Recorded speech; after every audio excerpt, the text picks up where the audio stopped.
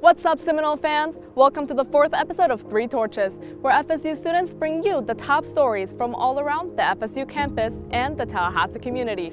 I'm your host, Ragad Hamad. On this episode of Three Torches, we cover the opening of the new student union after 4 years of instruction, the hard work and dedication of the FSU Rowing Club, the history of the Black Student Union, and lastly, Coach Bill Schultz's sudden life change.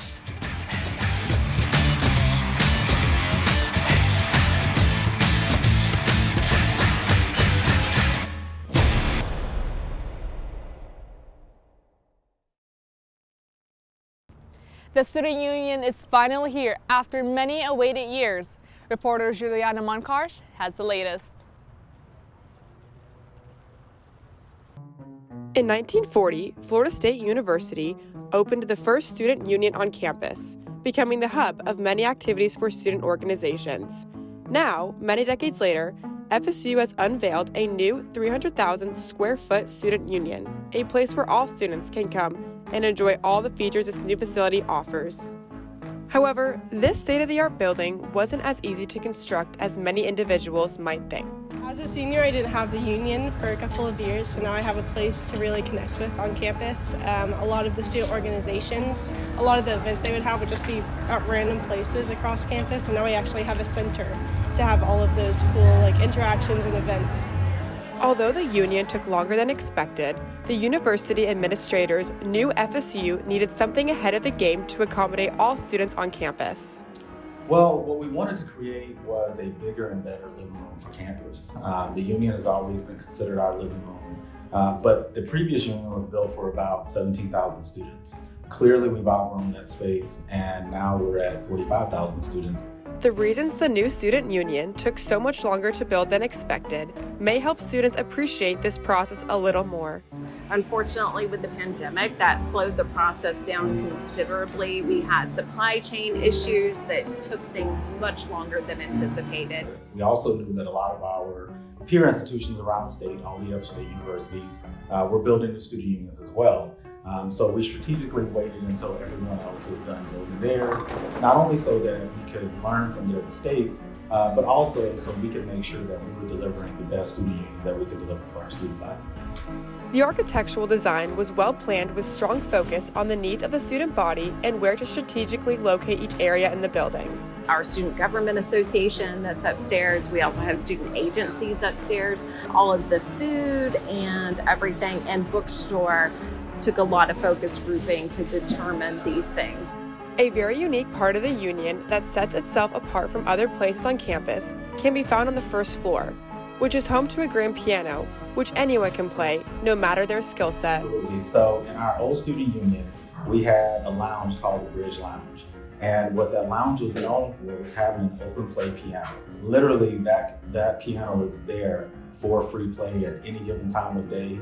We do not put any restrictions on it. This incredible new facility also offers study areas, meeting areas, a spacious FSU campus bookstore, several well-known dining establishments, and a Market Wednesday plaza that all transform the campus to make the students feel more connected to the university community. I'd say it's a really easy place to come and work because there's still noise going around and it's not like the library. We can still talk and we can discuss, and I haven't really gotten to do group projects yet, but I think it'll be super helpful for that just because it's a collaborative space. It's kind of easy to come over here and stay for the day and then just be able to get food here and then walk back to the dorm later. But this space offers more than just four walls. It fosters a sense of community to the student body and offers a place to educate, collaborate, and even hang out. And I actually started playing pool in FSU Republic of Panama. So when they introduced these pool tables, it's like, dream come true. It's like, God came from heaven.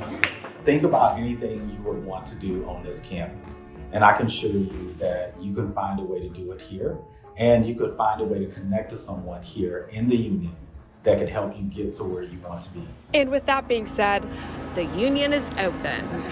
I'm Julie Monkarsh reporting.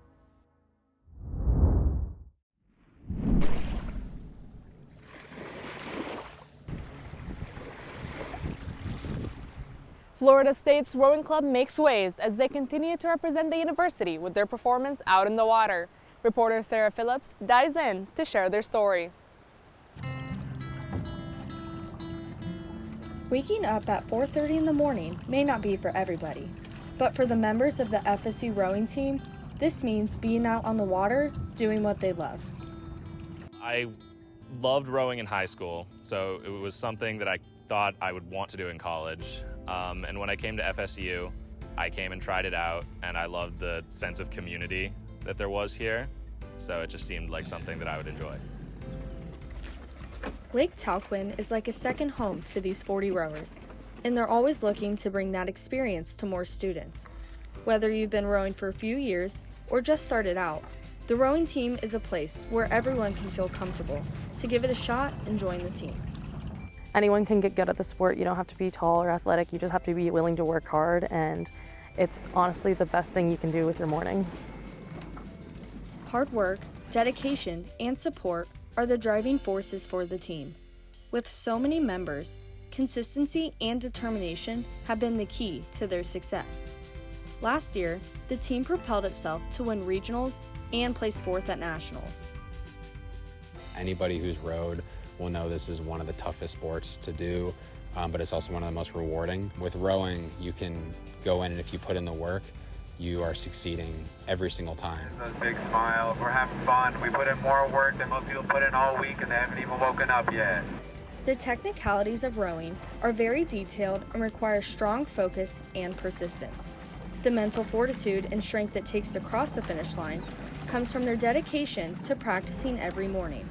Like day in, day out, I always preach to the athletes is consistency, show up, put in the work. Whether you don't feel like it, it doesn't have to be 100%. As long as you show up and are kind of doing what you're told, putting in the work, you're gonna do pretty well. FSU rowing not only provides students with the athleticism, but also gives them a sense of community, helping them find their crew. It's so much easier to want to come and be around people and to work hard for other people when you really do care about each other. So I think creating those bonds in that family atmosphere, it's really a motivator for us because we do care about each other. Through discipline and routine, these rowers get stronger both physically and mentally. Their progress and ambition can be seen both in the water and in their daily lives. Rowing to me is just incredible. It's like gives you everything that you could ever want in a sport. You've got your mental, your physical, the emotional side of it. We've got, your team aspect, your individual aspect. It's everything you can want, and it kind of gives you just a whole little thing thrown together. Joining the team makes these athletes more well-rounded individuals, helping them build relationships and develop personal and team goals. Thinking one step ahead about the next stroke or how to apply feedback at their next practice keeps these rowers on the top of their game. I know at FSU we always strive for excellence and try to get the best out of what we have, and I think that the team really does a really good job of kind of not only forcing people to do that, but encouraging our rowers to kind of follow in those footsteps. And they'll continue to showcase their excellence this year through consistency and teamwork. The team hopes to rise to the top this season as they pull with purpose. I'm Sarah Phillips, reporting.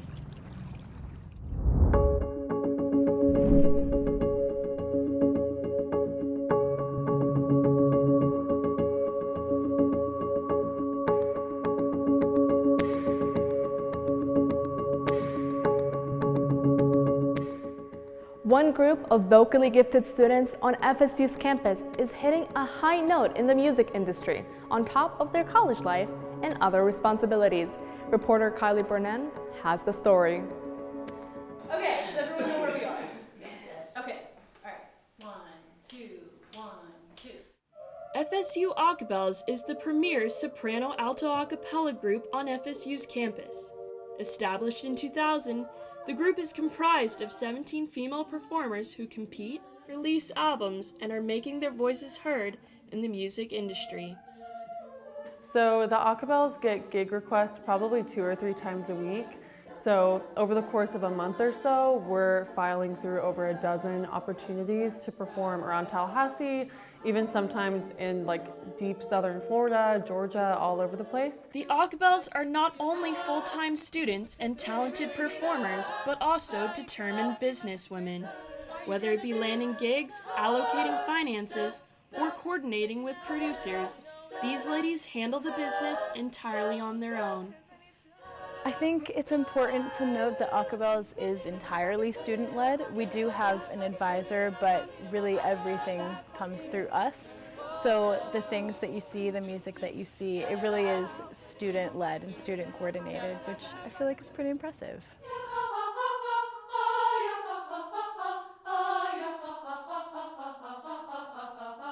On top of our rehearsals, we rehearse 4 hours a week. Every single day as the business director, I am devoting at least an hour or two of my time to Acapelles, whether it's responding to emails or updating our Canvas page or organizing things for the group or planning a retreat or travel or basically anything that you can think of that doesn't fall under the other exec categories is what I cover. Each week, the Bells put in hours of work on choreography, stage presence, expression, arrangements, finances, you name it. But all the hard work pays off when a piece makes it to the stage. I definitely like dealing with the logistics. I'm a very organized person, so I think being able to kind of put my talents into that side of things as well as like performing and stuff too has like definitely, I think, helped me grow as a person. Apart from the normal stage fright one might face, the FSU Acapelles must live up to the precedents set before them. Whether that's having a cover retweeted by Lorde herself or receiving recognition from USA Today, the Bells uphold a prestigious reputation. I want to present the group as well as possible, and with every gig, even if it seems smaller than, you know, like Homecoming Live compared to, you know, singing for the Cat Cafe. It's a different type of gig, but each one is equally important because we are presenting ourselves to an audience as a group that has been established for a long time and as a group that has a really awesome reputation. It's definitely a lot of pressure, but at the same time, this group is so supportive and loving, and no matter how reputable we are or what gigs we do or what competitions we win or lose, it doesn't matter because we all love music, we all love each other, and at the end of the day, we're just a big family. Singing the Acapelles' praises, I'm Kylie Brennan, reporting.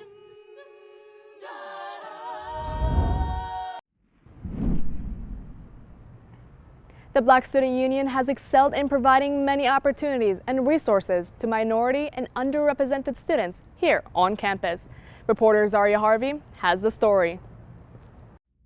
The Black Student Union at Florida State has enjoyed dedicated leadership for over 50 years. Many of the most influential leaders on campus have emerged from the BSU. Here's a look at where it all started. Maxwell Courtney made history as the first Black student at Florida State University, a predominantly white institution, in 1962. Since then, FSU has expanded its Black history while African American students continue to break barriers. However, it wasn't until 1968 that the Black Student Union made its mark on campus. Well, for me, when I first got on campus, just seeing the Black Student Union and how they operate, I really just found a sense of community within this organization, especially being at a PWI. It sometimes is hard for us as Black students to really find our community. Black students at FSU have worked tirelessly to navigate the challenges and experiences they face at a PWI. I think as Black students, we need to express ourselves unapologetically, our culture. We have a sense of innovation and pride in who we are, and coming in the Black Student Union, that has cultivated that for me, and it will allow other students to do that too. What BSU has done for me is given me a platform that I have used to get into other spaces. I believe I joined BSU last year in the month of October, and ever since then, I've been introduced to people, met so many alumni, gotten so many offers for certain clubs. Now I'm NAACP Political Action Chair. I believe the impact that BSU has had on FSU campus, knowing that this is a PWI, a public white institute, it's given a safe space for all Black students here on campus, providing a voice and representation for the Black students here on campus. With the new generation of the Black Student Union, students now have a source of motivation to interact with those that they truly can identify with. Just an area for them to sit around, lounge, study, get to meet new people. This is why the house was built. I believe the house was built in 2017. Since then, the BSU House has done its job making these students feel welcome. I believe that students should join the Black Student Union because the Black Student Union provides a personal development and really pushes for personal growth within students. The Black Student Union has produced the most influential leaders on our campus. Black Student Union isn't just limited to just Black students on campus. Of course, that's the target audience that we normally push for and things of that sort, but everybody is invited, whether you're white, whether you're a part of the Pride community, women community, veteran student union, Jewish community. It's genuinely a space for everybody to just come and really just learn about each other's cultures, especially Black culture.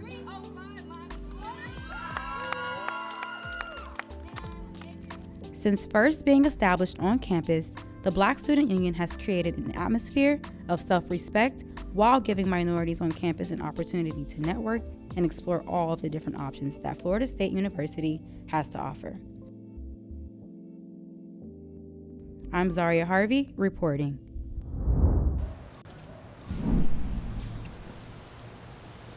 Building the perfect team can be challenging for any athletic mentor, but for a former Florida State swimming coach, the answer was always there. Reporter Juliana Caban has the story.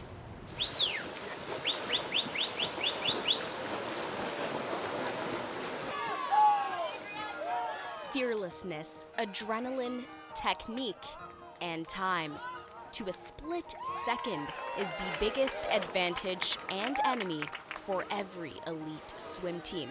It takes sacrifice and dedication, yet one must never forget that a great team needs a great coach. As any world-class swimmer knows, it is all about training, and training can be incredibly painful, mundane, mentally taxing, and a great coach is everything in getting you through that. The thing about a coach is athletes are not only looking for somebody that can instruct them, but they're looking for somebody that can inspire them.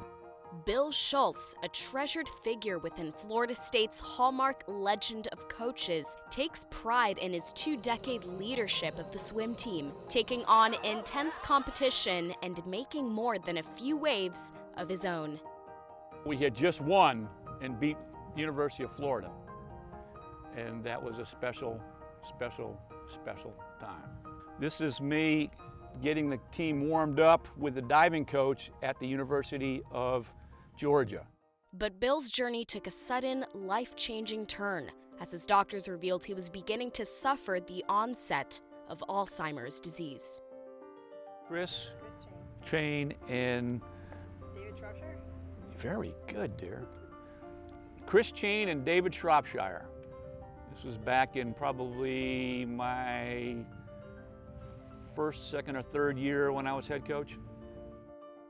But through good times and bad, courage, stamina, and perseverance remain Coach Bill's go-to playbook for facing even the toughest of challenges. I'm not going to spend any time worrying about where I might end up, what I might have, what I might not be able to do. I want to hear only positive things. I've always wanted to do that, and I'm going to continue to do that until I can't. And once I can't, I'm not going to admit that I can't. I'm going to keep going. The strength, he talked about it, how he knows people that have Alzheimer's, all of us do. Not most of them don't respond like he has. Again, that's the coaching, that's the leadership. Bill also kicked off a fundraiser in support of the Alzheimer's Association, raising nearly $9,000 in hopes of helping others who, like him, now face their most challenging opponent. Bill's taken what I think is a very healthy approach to it, but that's typical of Bill. Bill just has a positive attitude every day, and he's always problem solving to figure out how it'll work. Aside from difficulty recalling names and dates, Bill remembers the day he met his wife, Linda, as if it were yesterday. This beautiful girl would drive by me in her bike, and after about 27 times that she drove by, I finally said, "Hey, you like to ride bikes, huh?" And she goes, "Yeah." So, "You want to ride sometime?" She goes, "Yeah." I was so impressed that she actually wanted to be with me. So I wouldn't let her go. Success is fleeting, but the friendships and family Bill formed in his personal and professional life are bound together in compassion and in time. He stays connected to people, he cares about them deeply, and that's genuine and from the heart, and he's done it for decades, so it's for real. Some of the things that have always been precious to me is the way that he was always a very, very involved father. The outpouring of love has been an outpouring of support. I think it's been comforting to Linda to realize how many people are there for her, and for Bill. They had a reunion for me back in March, and we had about 50 swimmers from all over the country that came back. Absolutely surprised. It meant a lot to me. Perhaps the best team a coach can build is family. And for Bill, he found that team standing beside him. Right here is the reason I can maintain a positive attitude. Hey. She's wonderful. It takes a team. Makes a team. And what a team they are. I'm Juliana Caban, reporting. Thank you for watching, and be sure to stay tuned for the next episode of Three Torches, where FSU students will bring you the new top stories. I'm your host, Brigad Hamad, and as always, go Noles.